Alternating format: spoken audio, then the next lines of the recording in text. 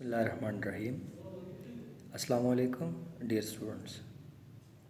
आज के class unit 2 में हमारा मेन टॉपिक है हेरिडिटी।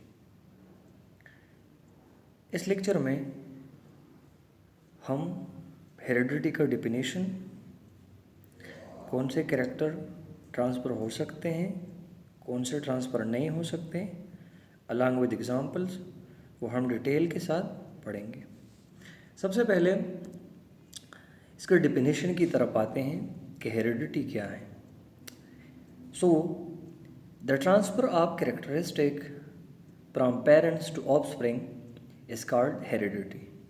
यहाँ तक ये इनका डेफिनेशन है, यहाँ तक। तो आप ये अपने नोटबुक में अपने साथ ये नोट कर लें, ठीक है। हेरिडिटी हमारे पास वो फिनोमेना है जिसमें कैरेक्टरिस्टिक क्या है, मुख्तलिफ खुसूसियात, जैसा कि आँखों का कलर, बालों का कलर, स्किन का कलर, हाइट, इंटेलिजेंस वगैरह वगैरह, ये मुख्तलिफ किस्म के कैरेक्टरिस्टिक हैं। तो हेरिडिटी क्या है? जब कैरेक्टर ट्रांसफर्ड होते हैं वालिदैन से बच्चों में, ये प्रोसेस हमारे पास क्या कहलाता है? ये कहलाता है हेरिडिटी। यहाँ पर जो ऑफस्प्रिंग का वर्ड यूज़ हुआ है ये, तो ऑफस्प्रिंग का वर्ड यहाँ पर हमारे पास न्यू जो बच्चे पैदा होते हैं इससे ये वो मुराद है, ठीक है। फिर chromosome, DNA and gene form the basis of heredity. तीन चीज़ें यहाँ पर जो मेंशन हुए, क्रोमोसोम हैं, डीएनए हैं एंड जीन्स हैं। और इन तीन चीज़ों के बारे में हमने डिटेल बात की थी प्रीवियस क्लास में कि ये तीन चीज़ें क्या हैं। तो ये क्रोमोसोम, ये डीएनए, ये जीन्स, ये क्या बनाते हैं?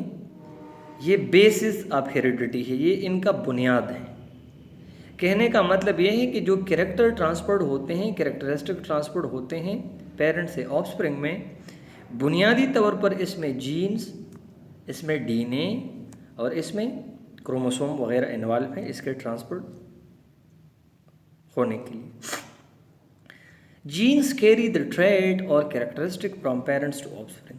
और बुनियादी तौर पर हमारे पास जो हमने प्रीवियस क्लास में जीन्स के बारे में पढ़ा था, ये चीज़ यहाँ से जो हम स्टार्ट लेंगे, तो जीन्स की वजह से फिर जीन्स पेयर में एग्जिस्ट होते हैं जोड़े की शक्ल में, और हर एक जोड़ा जो है वो एक ट्रेट के लिए या एक कैरेक्टरिस्टिक के लिए वो रिस्पॉन्सिबल होता है। तो बुनियादी तौर पर जो कैरेक्टरिस्टिक होते हैं जो वालिदैन से मुंतकिल होते हैं बच्चों में, वो असल में जीन्स की वजह से होते हैं, ठीक है। This is the reason that sibling resemble one another and their parents. ये ही एक वजह है जिसकी वजह से जो सिबलिंग होते हैं, जो बच्चे होते हैं, जो बहन भाई होते हैं, ये एक जैसे होते हैं या ये अपने पेरेंट जैसे होते हैं। तो ये किस चीज़ की वजह से होती है? इन जीन्स की वजह से होती है, क्योंकि जो जीन्स पेरेंट्स में हैं वही जीन ट्रांसफर्ड होते हैं बच्चों में। तो जो कैरेक्टरिस्टिक पेरेंट्स के हैं वही कैरेक्टरिस्टिक बच्चों के भी होंगे। Plants grow from a seed resemble their parents plants. आप ऑब्जर्व करें, इस बात पर आप गौर कर ले, हम गंदम का तुहम वो बो देते हैं ज़मीन में, तो उसी से ही गंदम निकल आता है। कभी इस तरह नहीं होता कि हम मकई का, हम एप्पल का, हम मैंगो का जो तुहम होता है, सीड होता है, वो ज़मीन में रखते हैं और उससे क्या निकल आता है? उससे गंदम निकल आते हैं। कभी इस तरह नहीं हुआ कि हम खजूर का सीड ज़मीन में रखते हैं और उससे अंगूर निकल आता है, क्योंकि उस जो तुहम हम रखते हैं उसमें जीन्स हैं और वही जीन्स ट्रांसफर्ड होते हैं नए जो सिबलिंग होते हैं, ऑफस्प्रिंग होता है उसमें, फिर पेरेंट्स के कैरेक्टरिस्टिक उसमें पाए जाते हैं, ठीक है। तो ये सिंपल एक कॉन्सेप्ट है। यहाँ पर आई कलर हैं, हेयर कलर हैं, डिटेच और अटैच एयरलोब की यहाँ पर बात हुई है। ये पॉइंट ये फर्दर एक्सप्लेन करते हैं एक एग्जाम्पल के साथ। तो intelligence and height are the example of heredity. Characteristic. ये जो हम स्टार्ट से हमने कैरेक्टरिस्टिक का वर्ड यूज़ किया वो तो वर्बली मैंने आप लोगों को एक्सप्लेन किया। यहाँ पर ये जो तमाम चीज़ें हैं यहाँ से, तो ये तमाम हमारे पास कैरेक्टरिस्टिक के एग्जांपल्स हैं। ठीक है, अच्छा नेक्स्ट स्लाइड में कुछ कैरेक्टरिस्टिक ऐसे होते हैं जो इनहेरिटेबल होते हैं और कुछ कैरेक्टरिस्टिक ऐसे हैं जो कहलाते हैं नॉन इनहेरिटेबल कैरेक्टर्स। कौन से कैरेक्टर इनहेरिटेबल हैं और कौन से नॉन इनहेरिटेबल हैं वो यहाँ पर पढ़ते हैं। सबसे पहले इनहेरिटेबल कैरेक्टरिस्टिक या इनहेरिटेबल कैरेक्टर्स क्या है, तो स्टार्ट से वो कैरेक्टर जो एक जनरेशन से पास हो सकती है दूसरे जनरेशन में, वो कहलाते हैं इनहेरिटेबल कैरेक्टरिस्टिक। दोबारा रिपीट करता हूं, वो कैरेक्टरिस्टिक जो ट्रांसफर्ड हो सकते हैं एक जनरेशन से दूसरे जनरेशन में। यहाँ पर जनरेशन से मुराद है कि जो पेरेंट्स से ऑफस्प्रिंग में, फिर उसी बच्चों से कमिंग जनरेशन में, फिर उससे कमिंग जनरेशन में। यहाँ पर इसलिए हम वर्ड जनरेशन यूज करते हैं। इसका एग्जाम्पल हमारे पास है आई colour, height, attach and detach earlobe, intelligence, etcetera etcetera. तो वो कैरेक्टर जो ट्रांसफर्ड हो सकते हैं वो इनहेरिटेबल हैं और वो कैरेक्टर जो ट्रांसफर्ड नहीं हो सकते वो नॉन इनहेरिटेबल कैरेक्टर है। तो नॉन इनहेरिटेबल कैरेक्टरिस्टिक कौन से हैं?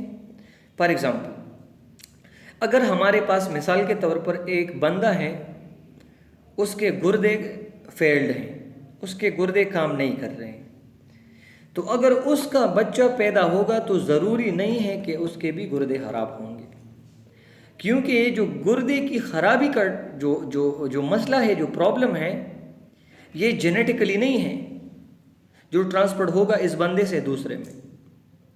या अगर कोई बंदा है वो एक्सीडेंट के दौरान उसकी एक आंख जो है वो डैमेज हो जाती है, तो ज़रूरी नहीं है कि उनके जो बच्चे पैदा होंगे उनका भी एक आंख डैमेज होगा। ये हमारे पास एग्जांपल्स हैं नॉन इनहेरिटेबल कैरेक्टरिस्टिक का। ठीक है, तो हमारे पास टू टाइप कैरेक्टर्स होते हैं, एक इनहेरिटेबल और दूसरा नॉन इनहेरिटेबल, जो हमने एग्जाम्पल के साथ वाज़ेह किया। यहाँ पर आप कुछ एग्जाम्पल दे सकते हैं। इनहेरिटेबल कैरेक्टरिस्टिक कौन से हैं? आई कलर हैं, इसमें हाइट हैं, इसमें बोन स्ट्रक्चर हैं, इसमें हेयर कलर हैं, इसमें स्किन कलर हैं, इसमें फूड साइज है। ये तमाम हमारे पास इनहेरिटेबल कैरेक्टरिस्टिक के एग्जाम्पल्स हैं। इसमें से फिर आंख वाला यहाँ पर आप जो है डिटेल में हम डिस्कस करते हैं। सबसे पहले the eye colour, the colour of an eye in an organism is controlled by affair of gene. The gene control the production of brown pigment in the iris of the eyes. सबसे पहले क्या होता है, हमारी आंखों का जो colour है इसकी कंट्रोल करने के लिए हमारे पास दो जीन्स होते हैं। कितने होते हैं? दो जीन्स होते हैं। वो जीन्स क्या करते हैं? The jeans control the production of brown pigment in the iris of the eyes. यहाँ पर आइरस की बात हुई है। आइरस हमारे पास क्या चीज़ है, तो कमिंग स्लाइड में मैं आंख वाली स्ट्रक्चर में ये वादिह करूँगा। If the gene work and produce more pigment the eye are black, production of very less pigment result in the light brown eye, blue green and hazel eye colour are developed due to the production of brown pigment in the different amount. तो इसी slide पर आते हैं। यहाँ पर आप देखिए, इसको मैं थोड़ा सा यहाँ पर जूम करता हूँ। तो आइरस हमारे पास कौन सा पोर्शन है? सेंटर में जो आपको नज़र आता है ये हमारे पास प्यूपल है। ठीक है, तो इनका जो आउटर पोर्शन है जिस पर मैं ये मैंने जो लाइन ड्रा की, इसका जो इंटरनल पोर्शन है ये आइरस कहलाता है। ठीक है, यहाँ पर आप भी देख सकते हैं, ये जो हिस्सा है, ये हिस्सा ये आइरस है जिस पर मैंने लाइन ड्रा की। ये जो हिस्सा है ये आइरस है, जो कलर्ड पार्ट हमें नज़र आता है। ठीक है, तो हमारी आंखों की कलर के लिए, आइरस की कलर के लिए, हमारी चूंकि आंख का कलर आइरस पर डिपेंड करता है, तो इस कलर प्रोडक्शन के लिए 2 जीन रिस्पॉन्सिबल हैं। तो अगर वो नॉर्मल अमाउंट में प्रोड्यूस करता है तो लाइट आंख का कलर एक जैसा होगा। अगर वो इस पिगमेंट को, इस कलर को ज़्यादा अमाउंट में प्रोड्यूस करता है फिर आंखें ब्लैक बन जाती हैं। अगर वो कम अमाउंट में प्रोड्यूस करता है तो आंखें जो है वो लाइट ब्राउन आती हैं। ठीक है, तो ये हमारे पास एक इनहेरिटेबल कैरेक्टर्स हैं जो पेरेंट्स से ट्रांसफर्ड होती हैं बच्चों में। दूसरा हम एग्जांपल्स लेते हैं डिटेच एंड अटैच ईयरलोब। देखिए, कुछ लोग ऐसे होते हैं जिनके कान उसके पेस के साथ अटैच होते हैं और ये कहलाते हैं अटैच ईयरलोब। और कुछ लोग ऐसे हैं जिनके कान जो होते हैं वो इनके पेस के साथ वो इससे सेपरेट होते हैं, वो कहलाते हैं डिटेच ईयरलोब। ये भी जेनेटिक्स का एक मसला है। 2 जीन्स होते हैं इनकी कंट्रोल के लिए, तो अगर वो जीन एक्सप्रेस हो जाते हैं तो वो कान जो होते हैं वो सेपरेट होते हैं पेस से। जब वो सप्रेस हो जाते हैं तो ये सेपरेट नहीं होते।